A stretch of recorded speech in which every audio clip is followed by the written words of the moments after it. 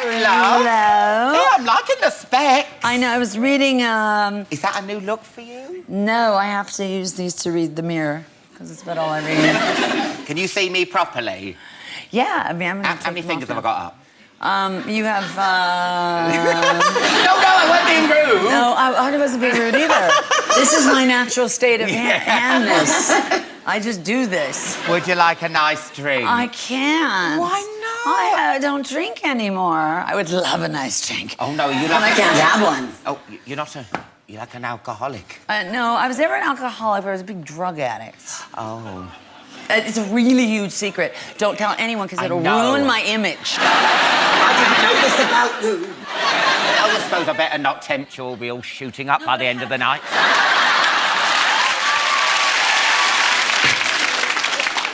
Now, you spoke at the Oxford Union, didn't you, about your drugs? When was the last time you took drugs? It's pretty much every interview. Every interview? Yeah. Drugs, more drugs, peanuts, drugs. Sex drugs. Sex drugs. God, it's... Hair extensions, drugs. Our lives are so similar. Are they? You wouldn't believe. Want to go in the bathroom? Yeah. Let's do some drugs. Drugs. Because you know what? I like a nice glass of red. You know, my drug is alcohol. I love a nice glass of red. But, I mean, when it comes to drugs, what's your one that goes... Oh, you know, do you ever go Opiates. Opiates. Yes. So, you know... What's that, like heroin? Well, heroin's so ghetto over here. You know, like... Oh, I know. Tell me about it. Well, when I lived in Liverpool, which I did when I was 14 and 15, you know, I lived in Liverpool 8, mate, like talk stiff, like hardcore. Oh my God! In a lovely squat, and I lovely squat. I lived in a lovely squat in Hackney as well.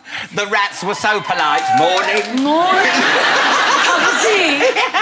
Well, you make it better than I do. So, you know, I remember I went back to Liverpool and I'd been in LA, and it was de rigueur. It was de rigueur to do heroin in LA. It was so cool. Here, I went back to Liverpool. Yeah. I did some, whatever. No one would talk. They sent me to Coventry. Really? God, heroin and then Coventry. Yeah. What is that then? That's like It's a Givenchy. waistcoat. It looks a bit like a diaper. Nice. It's good, right? It's a good Givenchy, you know, sort of piece. You love it? Do you like that? Here's my trick. I'll tell you my old trick. I had this rock and roll trick that I would do. I'd be in the worst place, Cleveland or Cologne, Germany or something, Munich or something.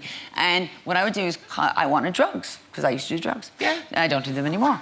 And I would call up a hooker agency and I would ask for the ugliest hooker. And because the ugliest hooker would know, and they would think I was a lesbian and come with like all sorts of things. I mean, no, put it down. I just want to know where the drugs are. Yeah. All right. So that was my trick. Oh, God, I can't believe I'm telling you this. Jesus. It's like therapy. Now, you seem like a woman who can get laughed into bed. No, I've been looking at some of the men that you've had relationships with, and they're all British comedians. Oh, the gift that keeps on giving. Oh, come on. What's wrong with British funny men? You're saying we're not There's nothing sexy? wrong with British funny. One of them was the stupidest thing I ever did. And because of him, I'd never seen Alan Partridge. So, no, not at that time. I hadn't seen it.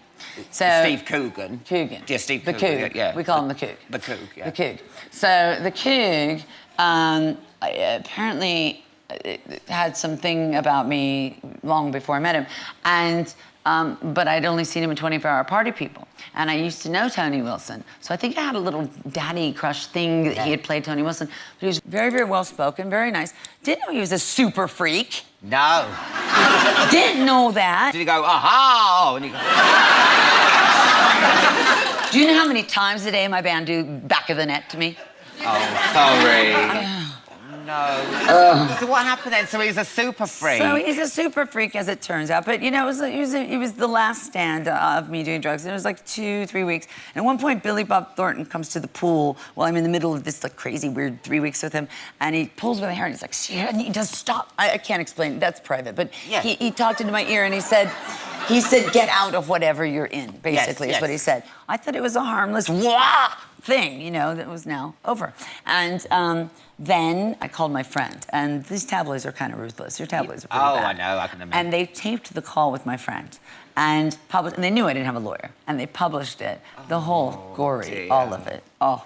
And I've been embarrassed before, but that was like a 10. Yeah. So then I had to go to rehab, and I was walking, I thought I'd ruined his career.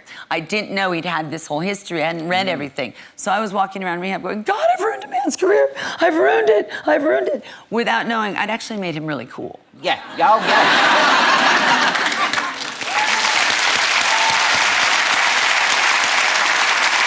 But I'll tell you the thing, when I did watch Alan Partridge afterwards, I thought it was brilliant. I thought it was it's very brilliant, the funny. writing was brilliant, and I thought, well, I was justifying in my head, the fact that he could be so insanely repulsive is kind of sexy, right? Right, Courtney, right? Right? So, you know, je n'y regrette rien. Yeah. Ish. Ish. But I was a fan, and I decided, my friend writes for Rolling Stone, and I said, you need to do an article on Britcom. And a friend of mine had been trying to get me to go to dinner with Russell Brand for a long time, and I'm like, he's not ready for me. No. Not gonna happen. But I had dinner then with Russell. Did one thing lead to another with Russell? No, but the thing with Russell, he's too musky for me. Musky? Musky. What does musky mean? There's nothing musky about him. And he did this line with me. We were talking like this, yeah? Yeah. So you sort of talk to me, and I'll be Russell. Hi, Courtney. You know, Alan, I've had a lot of conversations, but not one of them has ended in an orgasm. Can we go in your room? No! Yes! Oh, I'm quite impressed, but then I feel a little bit dirty. Oh, what was the other one? I'll be the moon, you be the sun, and we'll have an eclipse. Oh, that's disgusting. It's just, but it worked. It worked. And now he's not on me, but he's quite smitten, you know. He's very reformed. Yeah, well, I can with imagine. Katy Perry. Well, And she's a sassy gal. I've known her a long she's time. been on our show. She's Did got you it all like up. her? Yeah, oh, she's great. She's got it all up top. Yeah, she's brilliant. Is she smarter than me? No one could be smarter than you. Yeah, but she's quicker, isn't she? Because she didn't do the drugs.